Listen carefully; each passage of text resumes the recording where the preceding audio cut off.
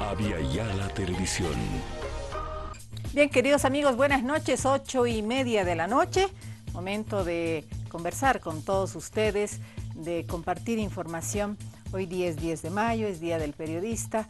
Un abrazo cariñoso a todos los periodistas de Bolivia. Vamos a estar hablando de este tema, la situación de la prensa, la situación de los periodistas en Bolivia, con dos invitadas de lujo que tenemos para esta noche. Comenzamos.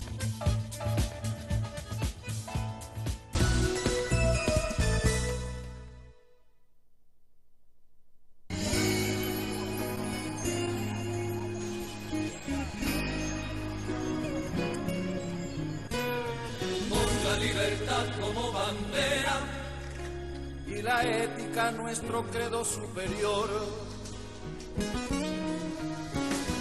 Fluye la palabra verdadera en la mente del comunicador. Muy bien, vamos a mandarles nuevamente un abrazo cariñoso a todos los periodistas en este 10 de mayo.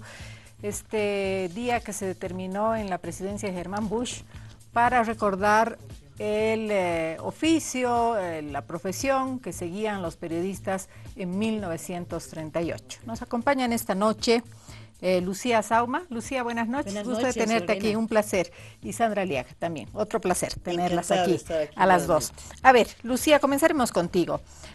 ¿Cómo ves la situación del periodista boliviano? ¿Cuáles son las fortalezas, las debilidades, la vida del periodista boliviano? ¿Cómo la ves? Bueno, sabes, llega un momento en el que a veces tú lo que dices es, tendría que comparar un poco con lo que Yo paso. pasé, ¿no? Lo que pasé y lo que paso. Y bueno, teníamos tan presente el tema de la verdad que yo no sé dónde ha quedado ese tema ahora. Y esa es una de mis preocupaciones, ¿no? Con respecto a los periodistas. Hablaban en la canción que acabas de pasar sobre la ética, ¿no? Y dice, la ética es nuestro credo. Pero la ética periodística y la verdad porque somos hacedores de la realidad los periodistas, ¿no? Así es. Pero somos además testigos. Ese es nuestro trabajo, ser testigos. No somos los protagonistas. Creo que ese tipo de valores y ese tipo de camino es el que se ha quedado atrás. Para mí, esa es la mayor falla del periodismo en general en este momento.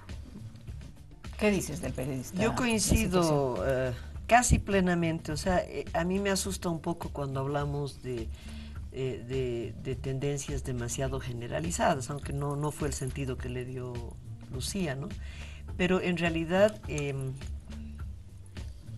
hay que buscar los espacios. Esta mañana recordábamos con un gran colega de Herbol, José Luis Aliaga, recordábamos el derecho a la información, por ejemplo, el derecho a la comunicación, que si bien era una quimera en nuestros años 70, 80, ¿no es cierto? Hoy es un derecho constitucionalizado, pero es un derecho que yo he sentido que en el gremio periodístico y en nuestras organizaciones le tienen cierto recelo. Ujú. Preferimos hablar de la libertad de expresión, de la libertad de prensa, porque cuando hablábamos de esa manera antes era básicamente nuestra libertad. Exacto. Aquí está el micrófono, aquí está la cámara, y yo digo porque yo soy y porque yo, ¿no ve?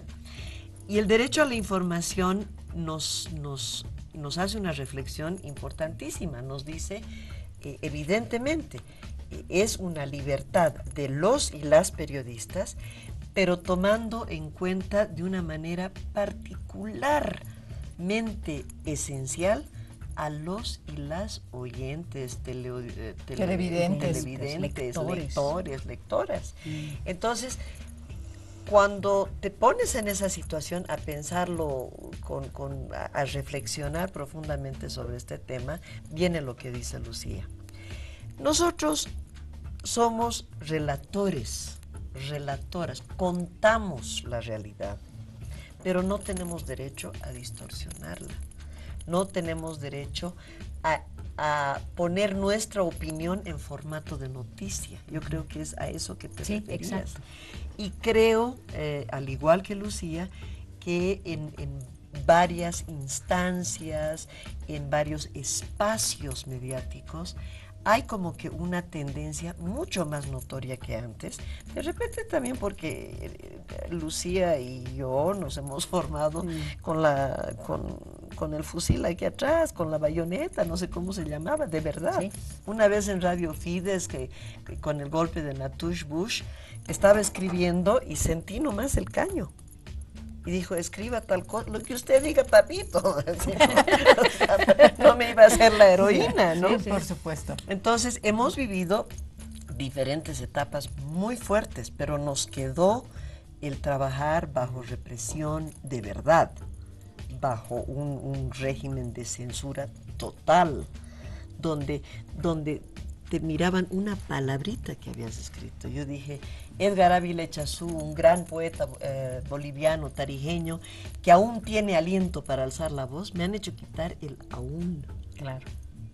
A ese nivel era la censura. Hoy no vivimos esa censura a ese nivel. Hay una cantidad de presiones innegables, ¿no es cierto?, que las podemos dibujar a lo largo de la historia del periodismo boliviano contemporáneo, el de antes igualito. Entonces, qué pena, ¿no? Qué pena teniendo derechos así constitucionalizados, qué pena estando construyendo la profundización de una democracia, que sigamos, que nos neguemos a cambiar el estilo político de nuestro país, el estilo de hacer política en nuestro país, y que obligue a que tengamos esta reflexión. Lu, cuando estamos hablando del periodista, ¿en qué situación está el periodista? ¿Cuál es la vida que tiene el periodista? Y sobre todo esto para los periodistas jóvenes, para los que están empezando. Sí. Es una carrera difícil, es una carrera sacrificada. No sé cómo anda en sus remuneraciones específicamente. ¿Cómo ves la situación de la persona, del ser humano y del... Ya hemos hablado del profesional, pero ¿cuál es la situación del periodista Nos boliviano? quiere desanimar a los jóvenes para que no haya competencia. Bueno, si hablamos de salarios, los salarios son malos, ¿no? Malos. Ahora, hay niveles. Hay niveles. Hay niveles de salarios. Por ejemplo, no puedes comparar los salarios de un periodista de radio con los salarios de un periodista de periódico o los de uno de televisión. Los de radio y televisión deben ser los más bajos, pero dentro de esa escala también hay diferencias.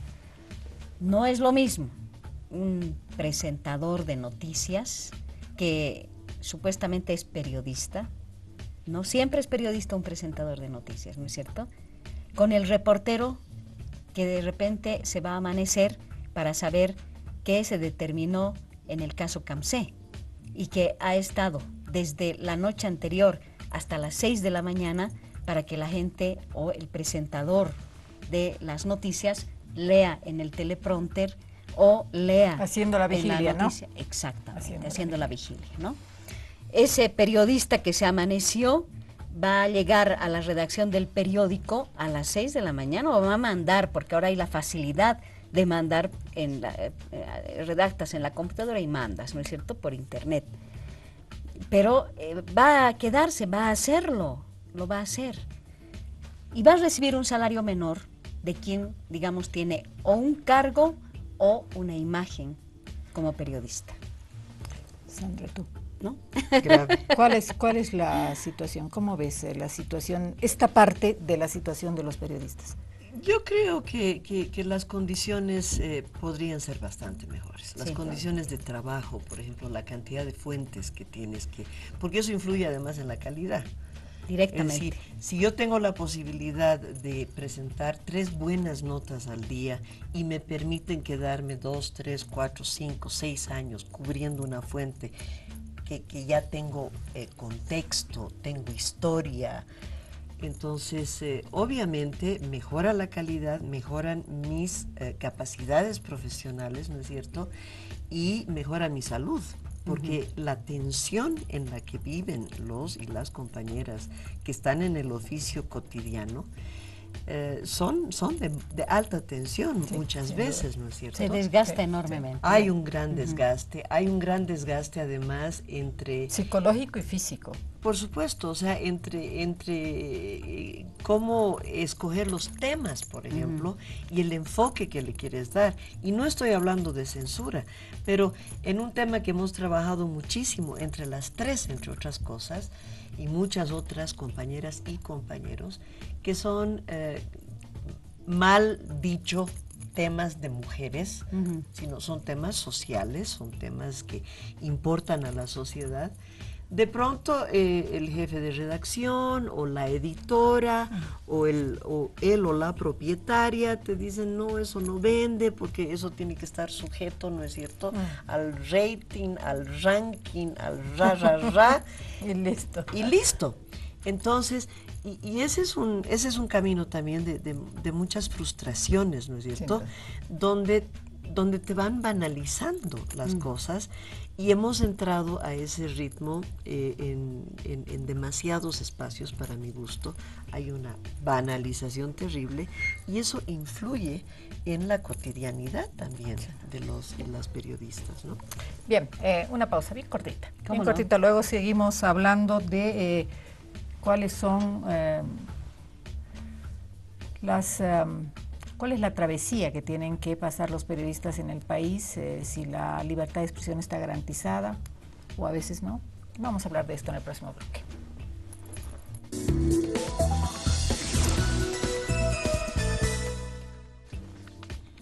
Se habla bastante en estos días sobre que el periodismo, la comunicación social es el pilar fundamental, uno de los pilares fundamentales para la buena salud de la democracia.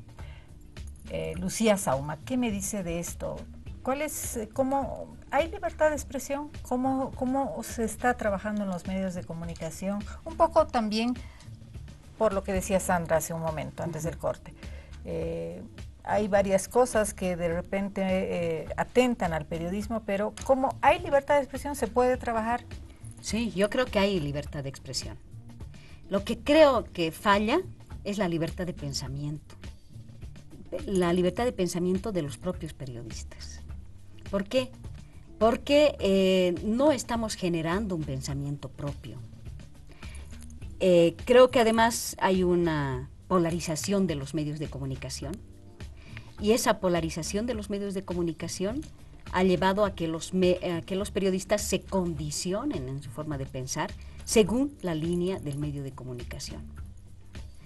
Están los medios estatales, están los medios privados, y dentro de los medios privados hay quienes tienen una posición política muy clara, muy secante, y hay otros que, digamos, no son tan claros en su posición política, no defienden directamente la posición, digamos, del propietario del medio, pero se convierten también en anodinos, ¿no? Y eso notas. La población toma partido inmediatamente o por este partido, o por este medio, o por este otro medio, ¿no? Y tú te das cuenta que cuando van a los medios polarizados, la información pierde. Bien dañada. ¿No es cierto? Bien dañada, y el público ha perdido esa posibilidad de ejercer su derecho a ser bien informado. Sandra, ¿un medio de comunicación debe tomar una posición política? No debe tomar una posición política, pero yo creo que ha sido la naturaleza de los medios de comunicación desde que han surgido. Es decir, desde siempre. Lo que ha guiado la creación de medios de comunicación y la consolidación de medios de comunicación básicamente han sido intereses comerciales, financieros e intereses políticos, Sí. ¿no es cierto? Entonces, mientras las cosas estén claras, mientras la opinión sea opinión, mientras el editorial sea editorial, mientras el comentario sea comentario y la noticia sea noticia, para mí está todo en orden. Pero claro, como somos seres humanos llenos de imperfecciones y llenos de intereses y demás, de repente, si tú estás trabajando, como le sucedió a una compañera, yo trabajaba en esa época en Perspectiva, en la revista Perspectiva, hice una notita sobre eso, bueno, no notita porque me daban un buen espacio. Hice todo un análisis y me acuerdo mucho de este caso porque ustedes se acordarán de la desdolarización en la UDP. Así es. Y con esa desdolarización muchos banqueros se hicieron Millonarios. millonarios, Ricos. ¿no es cierto? Entonces, Canal 6 era de propiedad del señor Suazo, si no me equivoco. Ya. Y esta chica, esta compañera, esta colega, hizo una nota muy buena sobre cómo se hicieron ricos los banqueros caramba. en la época de la UDP, y al día siguiente estaba fuera del canal. Claro. Me acuerdo muy bien de otro, había un grupo Lupanguá, Luz, Pan y Agua, en Santa Cruz, que hacían sociodramas para sensibilizar a la población sobre alcoholismo, drogas, malos hábitos y no sé qué. Y justo en su ¿cómo se llama? En su sociodrama del alcoholismo, estaban en una mesa bebiendo como beduinos, ¿no es cierto? y pusieron pues Ducal. Claro. Porque esa es la cerveza que se tomaba, por lo menos en aquella época, en Santa Cruz. Al día siguiente, el canal universitario, el canal 11 de Santa Cruz, perdió la publicidad de Ducal. Claro. Es decir, a veces nosotros pensamos solamente en función a que el gobierno o las autoridades, ¿no es cierto?, o el municipio o la gobernación, pero pensamos en esos espacios de poder oficial político. Y son todos estos otros espacios también que, como dice Lucía, están dañando. Bien, Lucía, ¿cómo está lidiando el periodista con el poder? ¿Cómo está lidiando con eso? Quisiera resaltar Cortito, nada más porque se algo nos acaba el antes. tiempo. Una cosa es que tengan posición política y otra cosa es que tengan posición partidista, ¿no? Creo que no podemos dejar de tener una posición política frente a todo, los periodistas. Pero otra cosa es que tú tengas una posición partidista, pero además la veles y digas yo soy neutral, ¿no? Porque eso es lo que ocurre. ¿Hay la neutralidad generalmente en los periodistas? No existe la neutralidad, no existe, ¿no? Eso quería decir. ¿Y cómo está lidiando con el poder?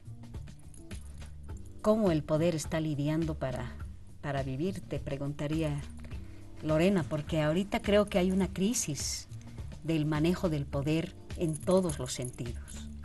Y entonces eso mismo nos lleva de un lado al otro a los periodistas, ¿no? También nos lleva a ver la banalidad. El poder creo que se ha metido en un mar de banalidad del que no está pudiendo salir. Y nos están llevando de las narices, tanto a quienes están en el poder como a quienes ejercemos el periodismo. ¿Cómo está lidiando el periodista con el poder? La sociedad con el... De la única manera que lo puede hacer, o sea, hay un deber ser y hay otro ser, ¿no es cierto? Lo que dice Lucía es muy cierto. Yo puedo ser del MAS, puedo ser de Podemos, puedo ser de UN, puedo ser del Partido Comunista, y puedo ser periodista absolutamente ética y proba. O sea, no es un problema que tú seas de un partido político y el que diga o la que diga que no tiene una posición política, no necesariamente partidaria, pero política, ahí comienza la distorsión y la mentira, ¿no es cierto? Todos tenemos una mirada al mundo, una visión de las cosas. Entonces, yo creo que hay muchos colegas que tienen la capacidad y la solvencia de relatar la realidad del poder de los y las poderosas, de esos espacios de poder, de una manera equilibrada. Ahora, lamentablemente también hay demasiados espacios en los que pierdes la credibilidad al distorsionar la realidad por apoyar, por tapar lo malo, por resaltar lo bueno, por distorsionar algunos datos. Sí. En fin. Y eso es muy riesgoso porque ahí comienzas a traicionar el compromiso que tú adquieres Como al periodista. abrazar esta profesión con la gente, con el pueblo, con la ciudadanía. Gracias, Lucía Santos. Muchísimas Sandra gracias. Vega, por acompañarnos. Y felicidades. Felicidades a Además, ustedes Lorena. también, por supuesto, y gracias por acudir a la convocatoria. Con estos anuncios yo me despido. Mañana 8:30 de la noche estaré con ustedes. Buenas noches.